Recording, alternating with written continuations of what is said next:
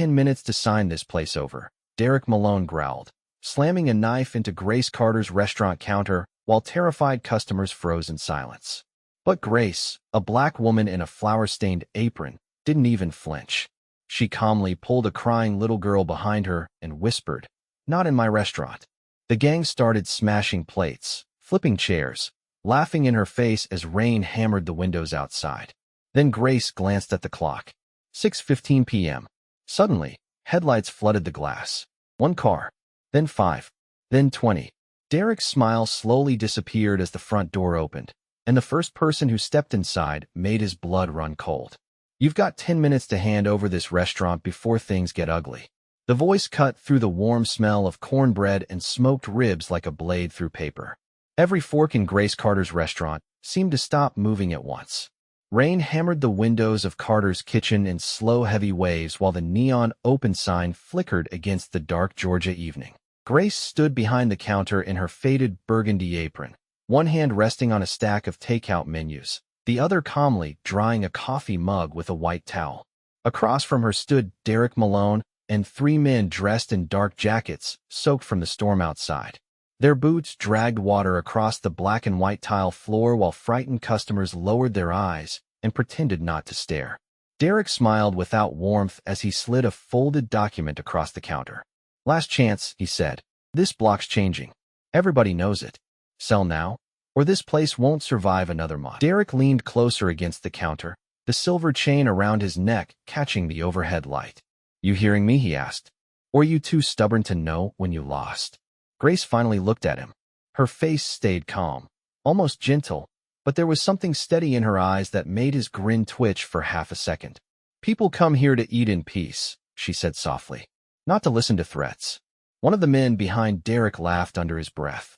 "Lady, you really think peace matters around here anymore?" Grace folded the towel carefully and placed it beside the register. The small movement felt strangely loud in the silence. She had owned Carter's kitchen for 11 years. Long enough to watch factories close. Long enough to see families lose homes. Long enough to feed children whose parents pretended not to be hungry so their kids could finish the last biscuit. The neighborhood had changed around her, buildings bought out one after another by developers with polished shoes and cold smiles. But her little restaurant remained exactly the same. Same scratched wooden booths. Same humming ceiling fan. Same handwritten sign near the pie display that read, "No one leaves hungry." Derek tapped the paper again, harder this time. "You think this place belongs to you because people like your cooking?" he asked. "This city doesn't care about old stories anymore." Grace glanced toward the kitchen doorway where steam drifted softly beneath the yellow lights. Then she looked back at him. "Maybe not," she said. "But people still remember who showed up when times got hard." Derek's jaw tightened. He stepped forward as thunder rattled the windows. Somewhere near the back of the restaurant, a little girl began to cry quietly. Grace moved immediately, walking around the counter without panic, without fear, placing herself between the frightened child and the men near the entrance. The little girl clung to her mother while Grace rested a gentle hand on the booth table. "It's okay," she whispered. "Nobody's gonna ruin dinner tonight." Derek stared at her in disbelief, almost offended by how calm she remained. Sighed. Headlights suddenly flashed through the rain-covered windows one after another, bright white beams cutting across the walls of the restaurant. Grace slowly lifted her eyes toward the clock above the register. 6:15 p.m. Right on time.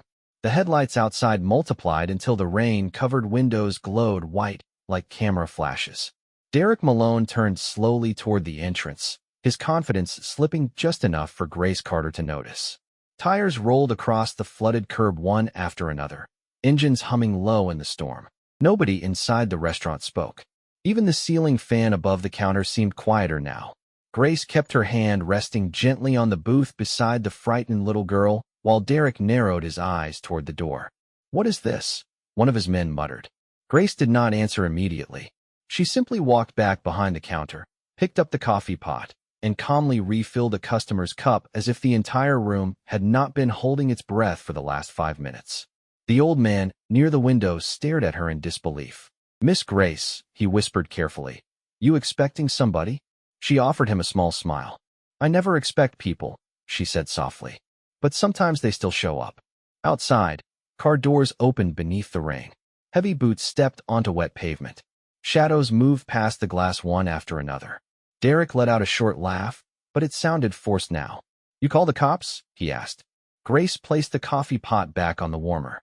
"No," she replied. "I did not have to." The front door opened slowly, the tiny silver bell above it chiming once through the silence. A tall black man in a dark firefighter jacket stepped inside first, rain dripping from his shoulders onto the floor mat. Behind him came a woman in a navy business coat carrying a leather briefcase. Then an older white man with a cane. Then two construction workers still covered in drywall dust. More people followed behind them until the small restaurant suddenly felt full again, not with fear this time, but presence. Derek blinked in confusion. What is this supposed to be? The firefighter looked directly at him. "Dinner," he answered calmly. Grace recognized every face that entered the room. Marcus Hill, the firefighter whose station she fed for free during the winter blackout 3 years ago. Linda Perez, the attorney who used to eat at the corner booth every Thursday after losing her husband. Mr. Calloway, the retired judge who once sat alone in the restaurant every Christmas Eve because he had nowhere else to go. They were not rich people. They were not celebrities. But they stood inside Carter's kitchen like walls that could not be pushed aside. Derek looked around the room again, trying to recover control. You people really came out in this weather for a restaurant. Sometimes she pretended not to notice when veterans quietly slipped leftovers into napkins because pride hurt more than hunger. She never kept score, but apparently other people had. Derek's jaw tightened as more headlights filled the parking lot outside. The little girl in the booth peeked over the table now, no longer crying. Her mother held her close while staring at Grace with wet eyes. Marcus removed his firefighter cap and placed it on the counter carefully.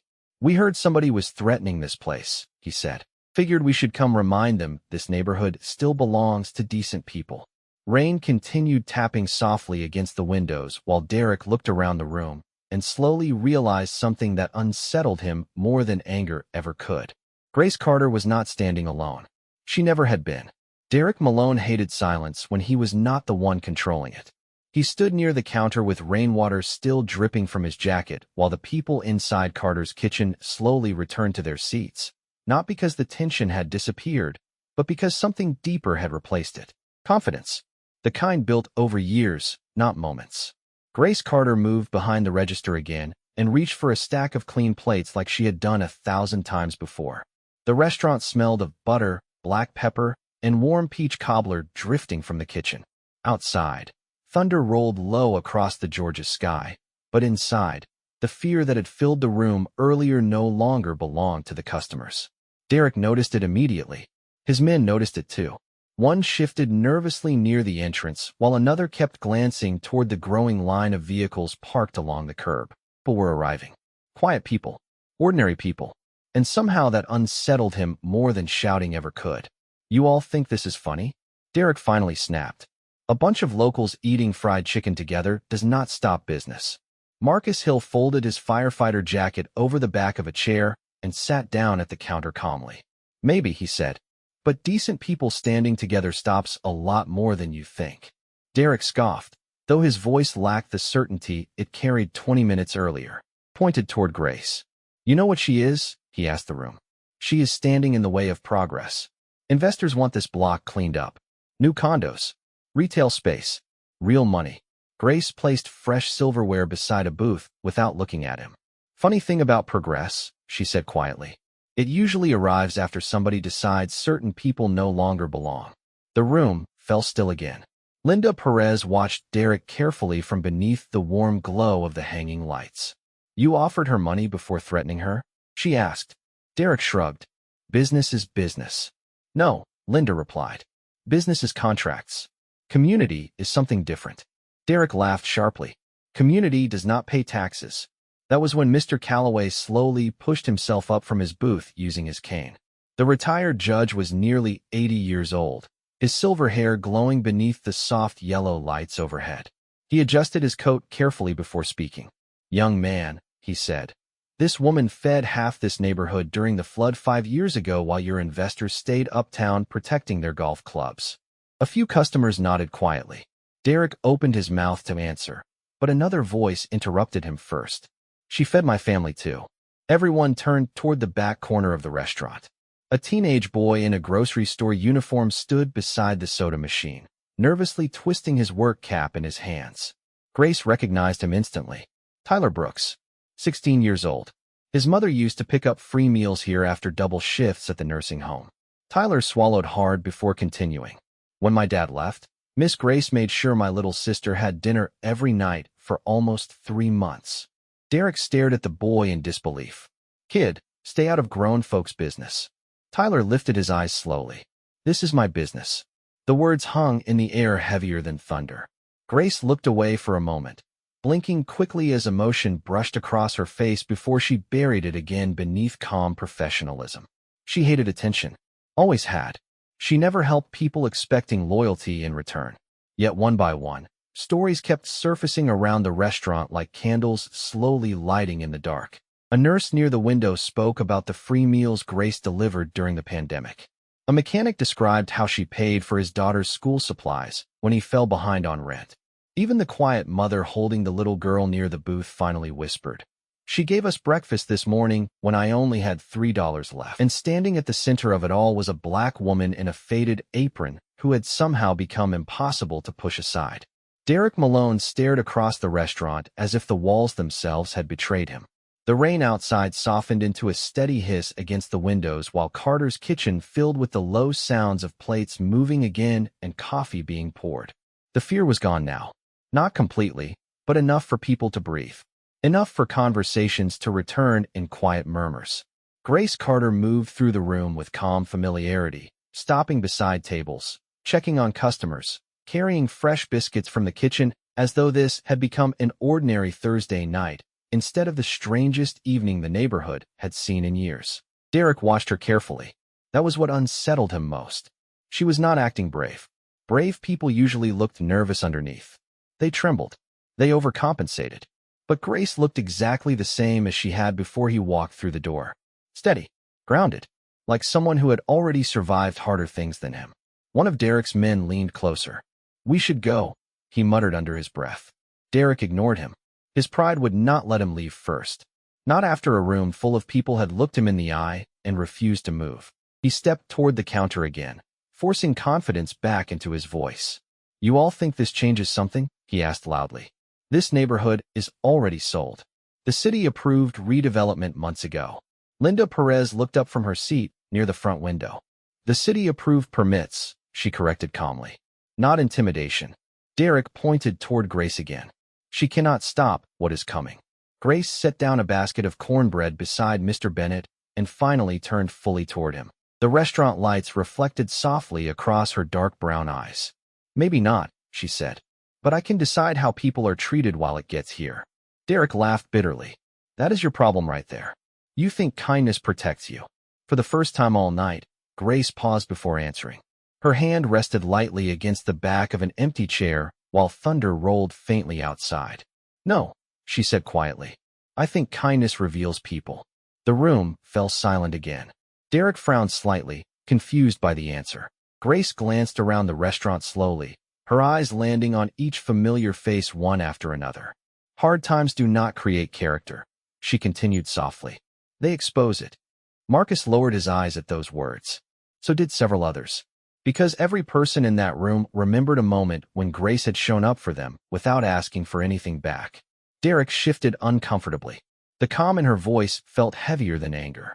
One of the younger men standing beside him suddenly looked toward the old handwritten sign near the pie counter. "No one leaves hungry." His expression changed slightly. Grace noticed. She recognized him now. Thin frame, nervous eyes, barely older than Tyler Brooks.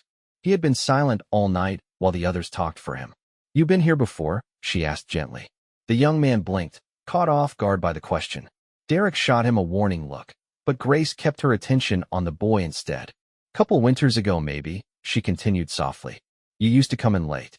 Always ordered coffee but stared at the menu like you wanted something else." The boy swallowed hard.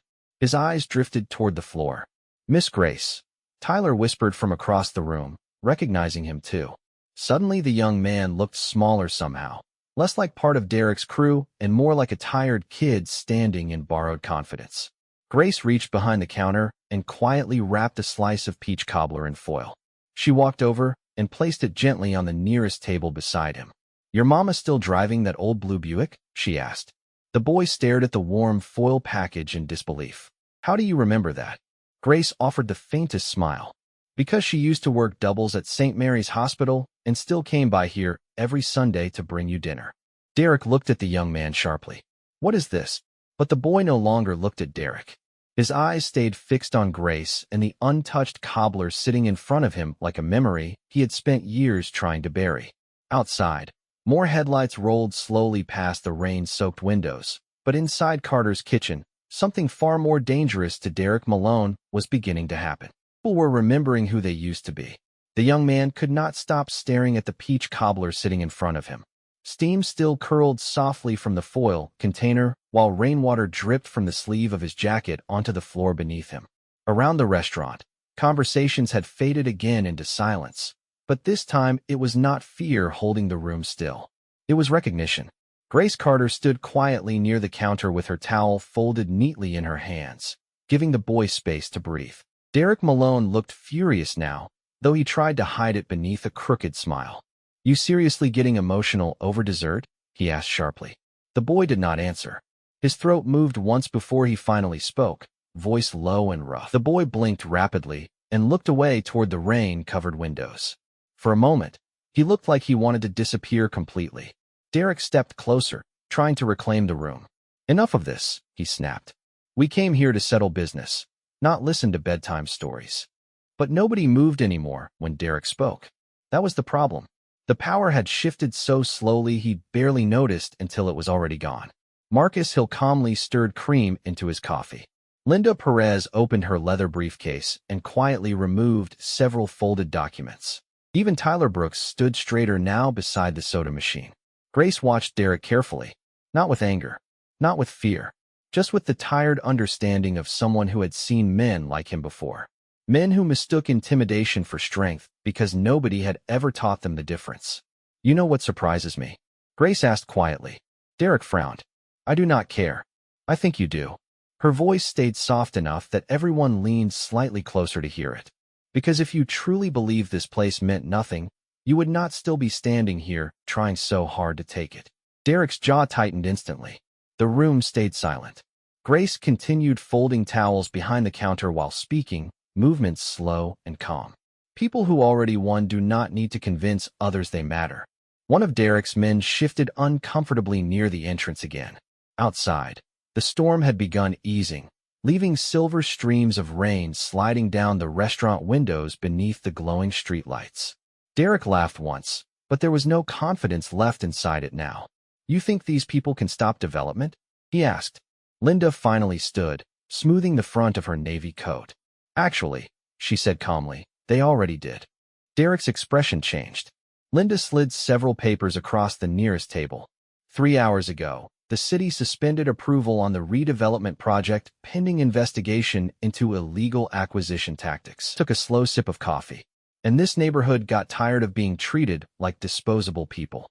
Derek looked around the room desperately now, searching for control that no longer existed. But the customers no longer looked away from him. They looked directly at him, calmly, firmly, together. The young man beside him finally picked up the warm peach cobbler with trembling hands. Grace noticed his eyes watering slightly under the restaurant lights. "Your mother still working nights?" she asked gently. He shook his head once. "She passed last year." The room softened instantly. Grace lowered her eyes. "I am sorry, baby." Nobody had called him that in years. Not with tenderness. Not without wanting something from him afterward. The young man pressed his lips together hard as emotion cracked through the hard shell he had built around himself. Derek stared at him in disbelief. "You are really doing this right now?" The boy slowly turned toward Derek for the first time all night. "No," he said quietly. "I think she already did it." Derek frowned. "Did what?" The boy looked around Carter's kitchen at the people filling the booths, the warm lights glowing above them, the smell of fresh cornbread drifting softly through the air. Then he looked back at Grace Carter standing steady behind her counter like she belonged there more than the walls themselves. She reminded everybody who we are. The restaurant grew quieter after that. Not empty quiet. Safe quiet. The kind that settles into a room after people finally realize they do not have to be afraid anymore. Rain still traced slow lines down the windows of Carter's kitchen, while the neon sign outside buzzed softly against the dark Georgia street.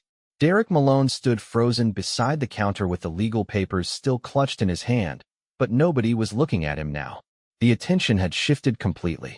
Grace Carter moved toward the coffee station and refilled mugs one by one beneath the warm hanging lights. The small ordinary sounds of silverware against plates and fresh coffee pouring into ceramic cups somehow felt more powerful than all the threats that had filled the room earlier. Marcus leaned back in his chair and exhaled slowly. "Smells like cinnamon in here," he said quietly. Grace smiled faintly. "Peach cobbler's still warm." A few people laughed softly for the first time all night. Even the little girl near the booth finally smiled, while her mother wiped tired tears from her cheeks. The storm outside had weakened into a gentle drizzle now, and through the fogged windows the parked cars reflected gold beneath the streetlights like scattered lanterns in the dark. Grace reached up and adjusted the handwritten sign hanging near the register. "No one leaves hungry." Her fingers lingered against the wood for just a second longer than usual. Tyler noticed. "Your daddy made that sign, did he not?" he asked quietly. Grace nodded once without turning around. 20 years ago. Her voice softened beneath the hum of the ceiling fan. "Back when this place was nothing but cracked floors and borrowed tables." Mr. Calloway smiled gently from his booth. "Your father fed half the county during the recession." Grace lowered her eyes with a small laugh. "He nearly fed us out of business doing it." The room warmed again with quiet chuckles, but Derek stayed silent. Something about these stories unsettled him deeply because none of them sounded impressive on paper. Nobody talked about wealth. Nobody mentioned power. Yet somehow this woman standing in a faded apron had built something stronger than influence. She had built memory inside people. Linda folded her hands carefully on the table. "That is what men like him never understand," she said softly, glancing briefly toward Derek. "Buildings are easy to buy. Belonging is not." Grace looked toward the rain outside for a long moment before answering. "Most folks just want somewhere they can breathe without feeling small." Her voice carried gently across the room. No anger, no bitterness, just truth worn smooth by years of experience. The young man holding the peach cobbler slowly removed the foil lid and stared down at it silently. "My mama used to love this," he whispered almost to himself. Grace walked over and rested a napkin beside him. "She always asked for extra cinnamon." The boy nodded once as emotion tightened across his face again. "I stopped coming here after she got sick." Grace pulled out the chair across from him and sat down slowly. "Pain makes people disappear sometimes," she said softly. "Does not mean they are gone forever." The words settled deep into the room. Even Marcus lowered his eyes at that. Outside, a passing police cruiser rolled slowly through the intersection but kept driving after seeing the crowd gathered peacefully inside the restaurant. Nobody needed saving anymore. Grace glanced around Carter's kitchen at the tired faces glowing beneath warm yellow light. Teachers, nurses, mechanics, retired workers, single mothers, people the city barely noticed most days. Yet tonight they sat together sharing pie and coffee like family finding each other again after years apart. Derek finally spoke, though his voice sounded smaller now. "You really think this place changes anything?" Grace looked at him calmly across the quiet restaurant. Then she glanced toward the little girl laughing softly beside her mother, toward Tyler helping refill water glasses, toward the young man slowly eating peach cobbler with trembling hands. "Maybe not the whole world," she answered gently. "But for some people, one safe place is enough to survive another day." Nobody spoke after that. The only sound left was rain tapping softly against the windows while Carter's kitchen glowed warm against the darkness outside, like a lighthouse refusing to go out. Derek Malone stood motionless near the counter while the warmth of Carter's kitchen slowly pushed him further outside the room without anybody touching him. The rain had nearly stopped now. Water dripped softly from the awning outside while headlights reflected across puddles like broken ribbons of gold. Inside, the restaurant glowed with quiet life again. Plates clinked gently. Coffee steamed beneath yellow lights. Somebody fed quarters into the old jukebox near the back wall, and soft blues music drifted through the room like memory returning after a long absence. Grace Carter moved behind the counter preparing fresh coffee, as though the night had finally settled into something ordinary. Derek could feel it. The shift. The terrible realization that every threat he brought into this place had dissolved against something he did not understand. Community. Loyalty. Love built slowly over years. Things money could imitate, but never buy. Linda Perez closed her briefcase and stood beside Marcus near the front windows. You should leave, Derek, she said calmly. This neighborhood already filed complaints against your investors. The city investigation starts Monday morning. Derek laughed bitterly. You really think paperwork scares me? No, Linda answered softly. But exposure usually does. That word hit harder than he expected. Derek looked around the restaurant again, suddenly aware of the eyes on him. Not hateful eyes. That would have been easier. These people looked disappointed instead, like they expected better from another human being and felt tired when they did not get it. The young man beside him slowly pushed the empty peach cobbler container aside. I am done, he whispered. Derek frowned. What? The boy stood carefully, avoiding eye contact at first. I said I am done. The room quieted again. Derek stepped closer, lowering his voice sharply. You serious right now? The boy finally looked up. His eyes were red, but steady now. You told us this was business, he said quietly. But this woman fed my mother when nobody else cared if we ate. Derek scoffed. So you are choosing pie over money? No, the boy answered softly. I am choosing not to forget who helped me survive. Grace lowered her eyes briefly behind the counter, emotion flickering across her face before she buried it again beneath calm composure. Derek stared at the young man like he no longer recognized him. Maybe he never really had. One by one, the others standing beside Derek began stepping back toward the entrance too. Not dramatically, just quietly. A slow unraveling. The kind that happens when fear stops holding people together. Marcus watched silently while Tyler handed fresh napkins to customers near the booths. Calloway leaned back with tired satisfaction in his eyes. Even the little girl near the window smiled now while drawing shapes into the condensation on the glass. Derek looked suddenly alone despite standing in a crowded room. You all think she is some kind of hero, he muttered bitterly. Grace finally walked toward him, stopping just a few feet away. Her apron still carried faint traces of flour near the pockets. Her hands looked tired from years of work, but her eyes stayed steady. No, she said gently. People just get tired of being treated like they are disposable. Derek opened his mouth to answer, then stopped. Because deep down, he knew she was right. He had spent years walking through neighborhoods like this one believing ownership meant power. But tonight he had watched a black woman with no bodyguards, no wealth, and no fear hold an entire room together using nothing except dignity. And somehow that made him feel smaller than he had in years. The silence stretched between them while rainwater continued dripping softly outside. Finally, Grace reached behind the counter and picked up the folded contract Derek had brought into the restaurant earlier. She looked at it for a moment beneath the warm lights, then calmly handed it back to him. You should keep this, she said softly. Derek frowned. Why? Grace glanced around Carter's kitchen at the people laughing quietly again, at the half-empty coffee cups, at the glowing handwritten sign above the register. Because some places are not for sale. Nobody clapped. Nobody cheered. The room simply breathed again. And for the first time that entire night, Derek Malone lowered his eyes before turning slowly toward the door. Derek Malone pushed open the restaurant door slowly, and the tiny silver bell above it rang through the room one last time.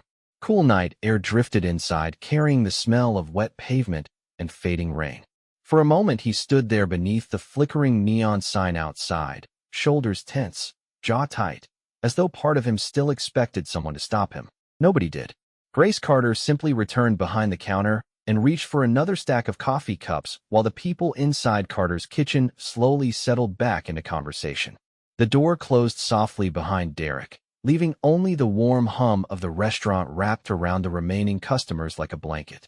For the first time in hours, Grace finally exhaled fully.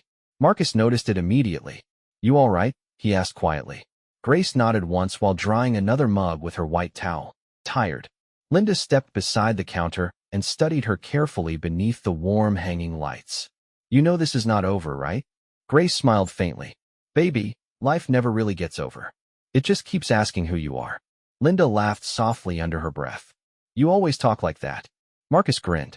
That is why half this neighborhood trusts her more than City Hall. A few customers chuckled quietly. The tension that had wrapped around the restaurant all evening was finally unraveling now, replaced by something gentler. Relief.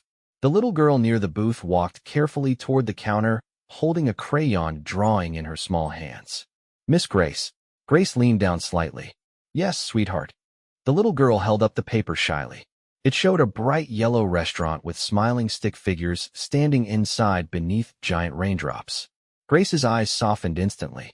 You made this for me? The child nodded. Because this place feels safe. The words landed so quietly that almost nobody reacted at first. But Marcus lowered his eyes. Linda pressed her lips together.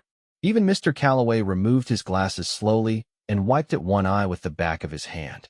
Grace accepted the drawing carefully like it was something fragile and priceless. Thank you, baby, she whispered. I am going to hang this right by the register. The little girl smiled proudly before running back toward her mother. Grace stood still for a moment staring at the drawing beneath the warm lights. Crayon rain, yellow walls, smiling faces. Such a simple picture. Somehow it captured everything she had spent years trying to protect. Not a building, not a business, a feeling. A place where people did not have to shrink themselves just to exist. Tyler quietly began stacking empty dishes near the sink. Need help closing tonight? He asked. Grace looked surprised. You got school tomorrow. Tyler shrugged. Still got 2 hands tonight. Grace smiled softly. Then grab an apron. Laughter drifted across the restaurant again, while Tyler tied one of the extra burgundy aprons around his waist. Even the young man who arrived with Derek earlier stood awkwardly near the door, like he was unsure whether he deserved to stay. Grace noticed him immediately. You hungry? She asked gently. He blinked in surprise. What? I asked if you hungry. The young man hesitated before nodding once. Grace pointed toward an empty stool at the counter. Sit down then. His eyes filled with embarrassment. After everything tonight? Grace placed fresh cornbread beside the soup station without looking up. Everybody deserves a chance to come back from who they were yesterday. The room fell quiet again, but this time it felt warm instead of heavy. The young man slowly sat down at the counter while Grace ladled hot chicken soup into a bowl. Steam curled upward between them beneath the soft lights. Outside, the clouds finally began breaking apart above the city, revealing thin streaks of moonlight across the wet streets.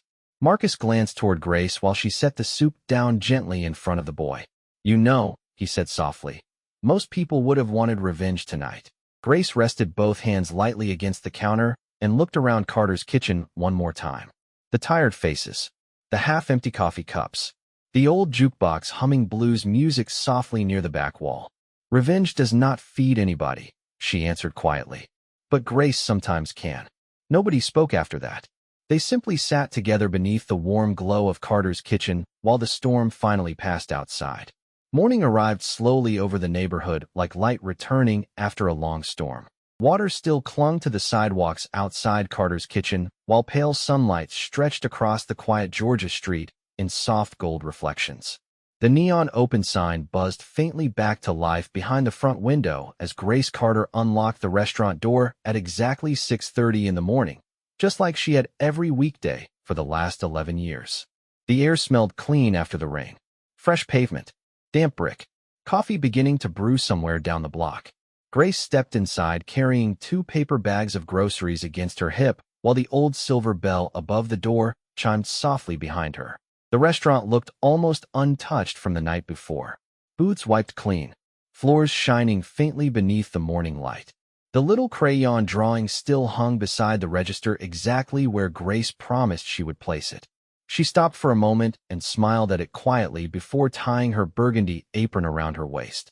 The kitchen lights flickered on one by one, filling the room with warmth again. Soon the familiar sounds returned too. Bacon sizzling softly on the grill, biscuits sliding into the oven, the low hum of blues music drifting from the jukebox near the back wall. Grace moved through the restaurant slowly, touching chairs back into place, straightening menus, wiping invisible fingerprints from the counter out of habit more than necessity. There was comfort in repetition, comfort in surviving another night, and still having work to do in the morning. A gentle knock sounded against the front window before the official opening time. Grace glanced up in surprise. Tyler Brooks stood outside, holding a cardboard box in both arms. Behind him stood Marcus, carrying a folded ladder over one shoulder. Grace laughed softly under her breath before unlocking the door again. Restaurant does not open for another 30 minutes, she teased. Tyler grinned. Good thing we are not customers. Marcus stepped inside and lifted the ladder slightly. We brought supplies. Grace frowned in confusion as Tyler carefully opened the cardboard box on the nearest table. Inside sat fresh paint brushes, cleaning rags, replacement light bulbs, and a brand new wooden sign wrapped carefully in brown paper. Grace stared at it silently.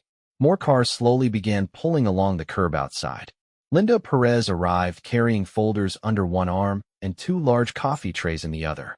Mr. Calloway shuffled carefully up the sidewalk with a toolbox swinging gently beside his cane. The young man from the night before appeared too, hands shoved awkwardly into his jacket pockets while carrying several bags of groceries. Grace blinked rapidly as emotion touched her face again. What is all this? She asked softly. Marcus smiled while setting down the ladder.